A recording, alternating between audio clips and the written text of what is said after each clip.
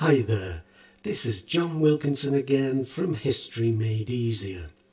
And as you can see on this opening slide, I'm presenting what I see to be the key characteristics of the Korean War.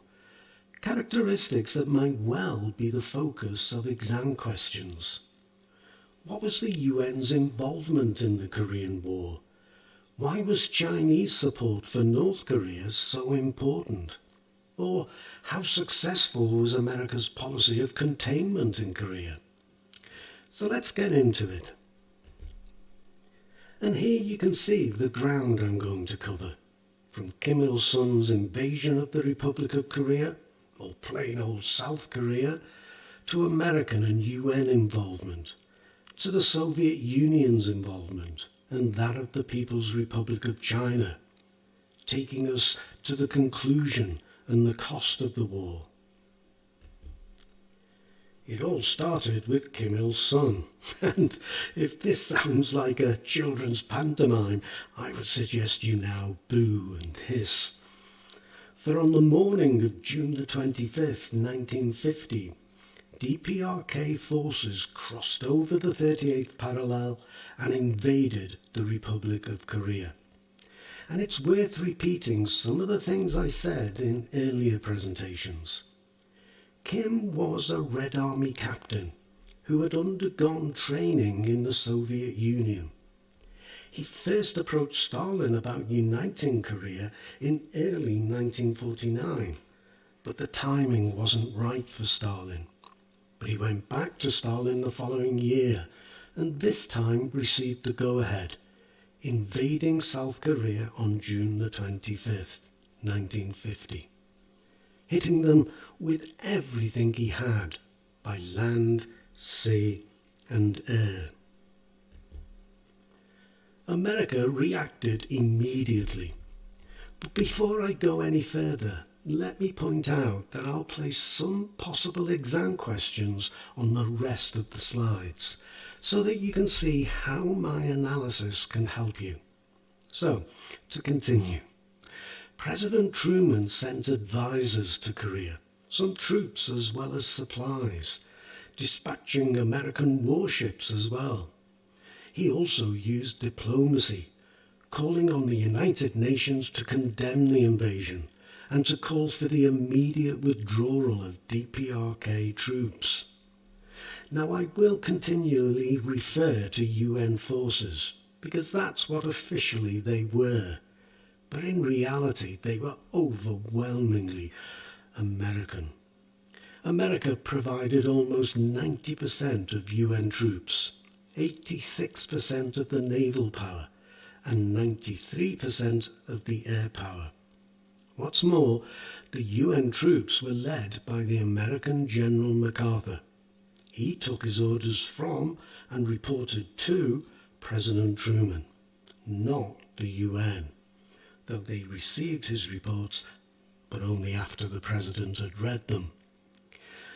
But when those UN American forces got close to the border with the PRC, People's Republic of China, relations between President Truman and General MacArthur were strained.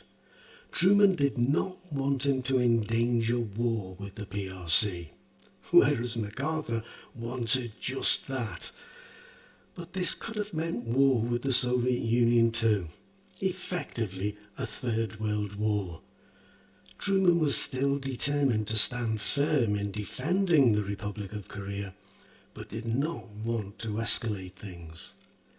The Truman-MacArthur split quickly escalated, and following public criticism of his president and demands for more resources, even nuclear weapons, to take on China itself, President Truman sacked his general.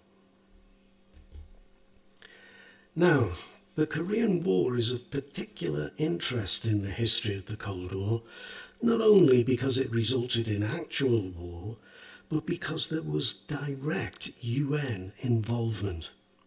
Consequently, why, as well as to what extent and to what effect did the UN get involved, are important questions specific to this topic.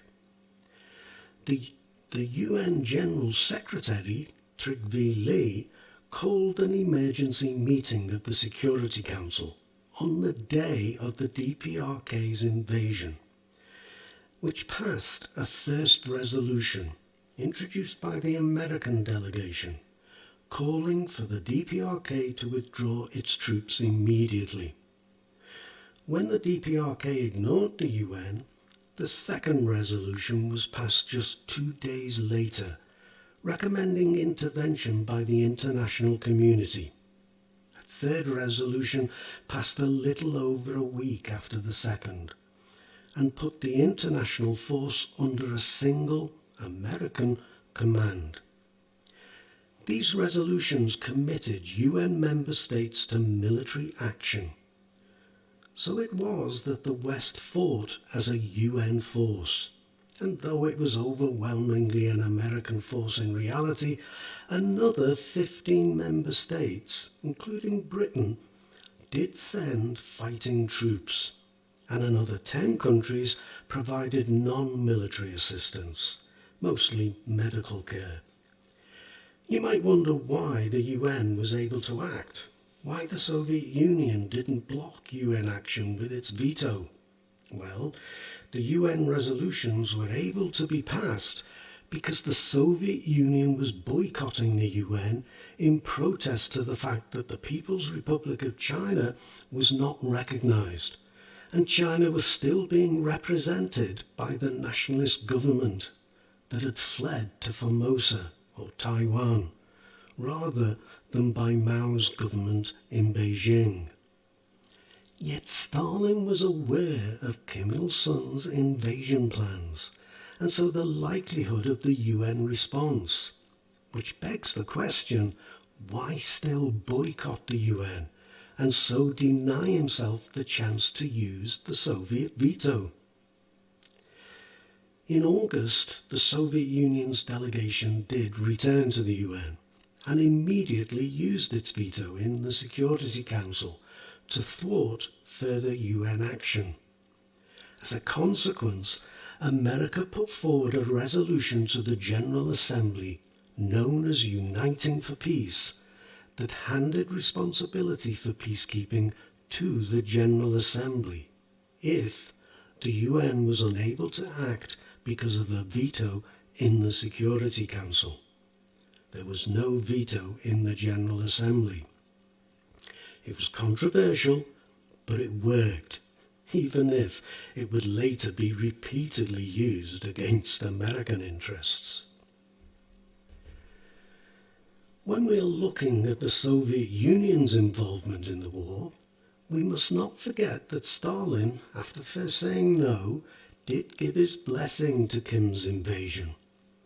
Also, the DPRK's army was largely equipped by the Soviet Union, and many of its troops had undergone training there. And during the war, the Soviet Union also provided the Chinese with pilots as well as planes. The MiG-15, which was superior, faster, and with greater firepower than anything the Americans had at the time. But Stalin had given Kim his blessing only on the proviso that the Soviet Union would not get dragged into the war, and they didn't. But we are still left wondering why Stalin didn't block those first UN resolutions. Did he want a war that wouldn't harm the Soviet Union, but just might cause problems for America? As I mentioned in my phases presentation, the People's Republic of China had warned that if the advance northwards of the UN's forces was not halted, the PRC would have to respond. Despite this, the UN forces got to within 100 kilometers of the Yalu River and the PRC's border. The PRC wanted to avoid a direct confrontation with America. The Chinese Civil War had only just been won, and the PRC was in a very poor state. It certainly didn't have the resources for a major war.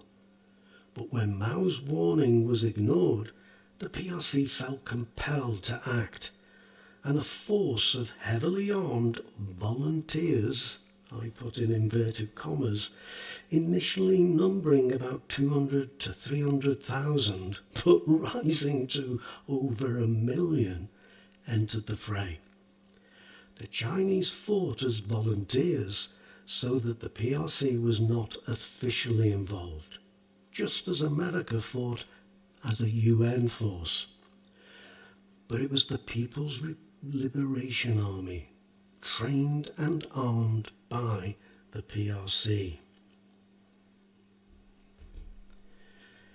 The price for Koreans from both north and south was sickeningly high. Approximately 4 to 5 million dead, more than half of whom were civilians, constituting about 10% of Korea's pre-war population, a higher percentage of civilian casualties than either World War II or Vietnam. And many millions more were made homeless and destitute, with whole areas of Korea left devastated by the war. And the price for America was high too. America lost 54,000 troops killed and missing, and more than 100,000 wounded. Britain and the Commonwealth countries that participated lost another 7,000 men. The Korean War was different to the other crises you study. As I've said, not only did it result in war, but the UN was controversially involved. And again, as I've pointed out, it can lead to specific exam questions. So I hope you found this presentation useful. I have to say, you will find more detail in my ebook, Containment, that you can find on Amazon, including more frameworks for your notes and a source-based exercise that gets you thinking about different perspectives to the war. There are individual books on each Cold War topic, or a compilation of the 3 topics at a much better price. But that's up to you. Right now, all I want to do is to thank you for listening. Cheers.